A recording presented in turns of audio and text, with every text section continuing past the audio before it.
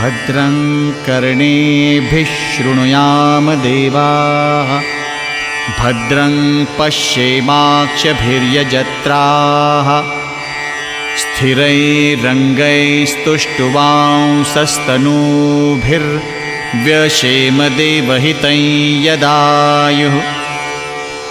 ॐ स्वस्ति न इन्द्रो वृद्धश्रवाः स्वस्ति नः पूषा विश्ववेदाः स्वस्ति नस्तार्क्ष्यो अरिष्टनेमिः स्वस्ति नो बृहस्पतिर्दधातु। ॐ शान्तिः शान्तिः शान्तिः। हरिः ॐ नमस्ते गणपतये त्वमेव प्रत्यक्षं तत्त्वमसि त्वमेव केवलं कर्तासि त्वमेव केवलं धर्तासि त्वमेव केवलं हर्तासि त्वमेव सर्वं खल्विदं ब्रह्मासि त्वं साक्षात् आत्मासि नित्यं। ऋतं वच्मि सत्यं वच्मि अवत्वं माम् अववक्तारम् अवश्रोतारम् अवदातारम् अवधातारम् अवानुचानमवशिष्यम् अवपश्चात्तात् अवपुरस्तात् अवोत्तरात्तात् अवदक्षिणात्तात् अवचोर्ध्वात्तात् अवाधरात्तात् सर्वतो मां पाहि पाहि समन्तात्। त्वं वाङ्मयस्त्वं चिन्मयः त्वमानन्दमयस्त्वं ब्रह्ममयः त्वं सच्चिदानन्दाद्वितीयोऽसि त्वं प्रत्यक्षं ब्रह्मासि त्वं ज्ञानमयो विज्ञानमयोऽसि।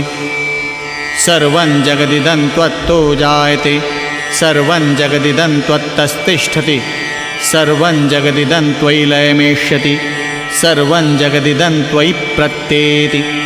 त्वं भूमिरापो नलो निलो नभः त्वं चत्वारि वाक्पदानि त्वं गुणत्रयातीतः त्वं देहत्रयातीतः त्वं कालत्रयातीतः त्वं मूलाधारस्थितोऽसि नित्यं।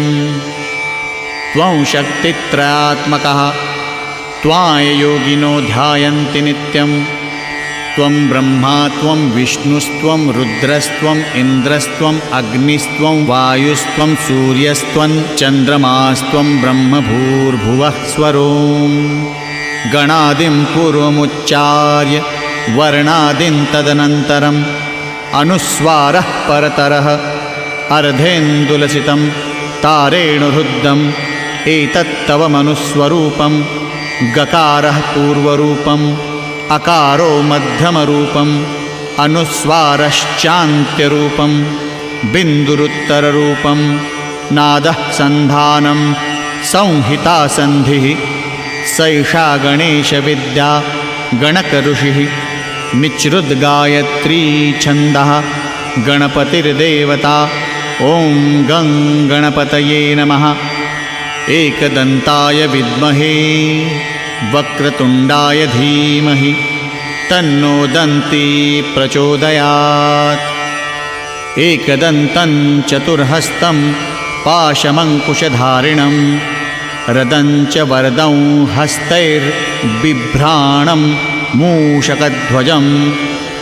रक्तल्लम्बोदरं शूर्पकर्णकं रक्तवाससं रक्तगन्धानुलिप्ताङ्गं रक्तपुष्पैः सुपूजितं।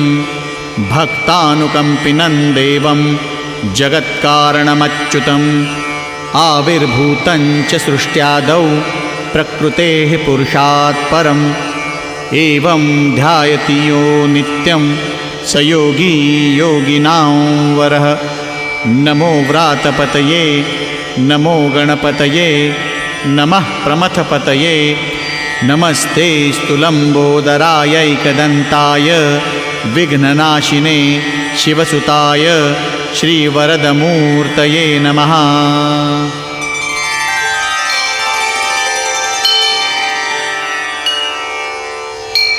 एतद् अथर्वशीर्षं योधीते स ब्रह्मभूयाय कल्पते, स सर्वविघ्नैर्न बाध्यते, स सर्वतः सुखमेधते, स पञ्चमहापापात् प्रमुच्यते। सायमधीयानो दिवसकृतं पापन्नाशयति, प्रातरधीयानो रात्रिकृतं पापन्नाशयति, सायं प्रातः प्रयुञ्जानो अपापो भवति, सर्वत्राधीयानोपविघ्नो भवति, धर्मार्थकाममोक्षं च विन्दति। इदम् अथर्वशीर्षम् अशिष्याय न देयम्, यो यदि मोहाद्दास्यति स पापीयान् भवति।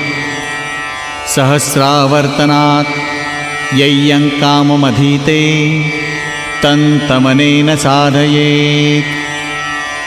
अनेन गणपतिम् अभिषिञ्चति स वाग्मी भवति, चतुर्थ्यान् मनश्नन् जपति स विद्यावान् भवति।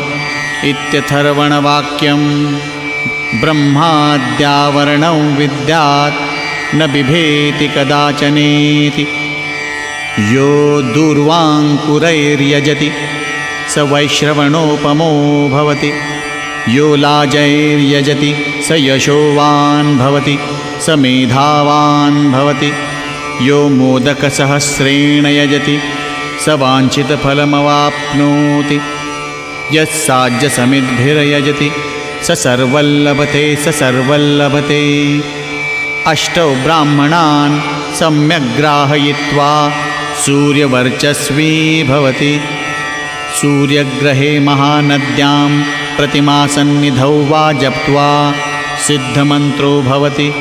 महाविघ्नात् प्रमुच्यते, महादोषात् प्रमुच्यते, महापापात् प्रमुच्यते, स सर्वविद् भवति, स सर्वविद् भवति। य एवं वेद इत्युपनिषत्।